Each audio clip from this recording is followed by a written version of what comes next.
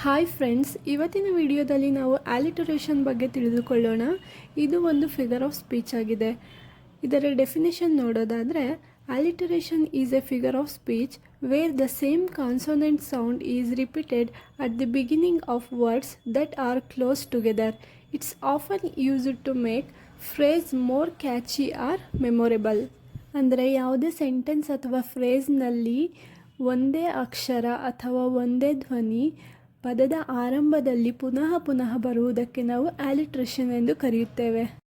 ಇದನ್ನು ಎಕ್ಸಾಂಪಲ್ಸ್ ಮೂಲಕ ತಿಳಿಯೋದಾದರೆ, first example, Peter Piper picked a peck of pickled peppers. ಇಲ್ಲಿ ಪಾ ಎಂಬ ಅಕ್ಷರ ಪದೇ ಪದೇ ರಿಪೀಟ್ ಆಗಿರೋದನ್ನು ನಾವು ನೋಡಬಹುದಾಗಿದೆ. She sells sea shells by the seashore.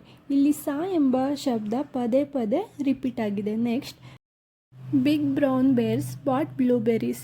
ಇಲ್ಲಿ ಬಾ ಎಂಬ ಶಬ್ದ ಪದೇ ಪದೇ ರಿಪೀಟ್ ಆಗಿರೋದನ್ನು ನಾವು ನೋಡ್ಬೋದಾಗಿದೆ.